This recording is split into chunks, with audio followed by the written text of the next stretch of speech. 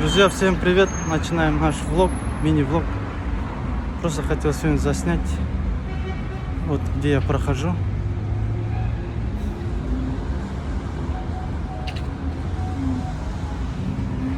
Просто хотел затронуть тематику сферы услуг у нас в Таразе.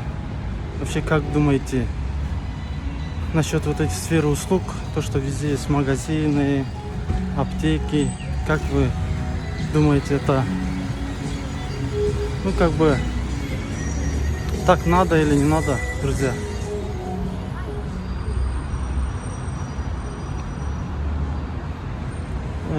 Как бы помогает ли нам, гражданам, то, что это все доступно у нас?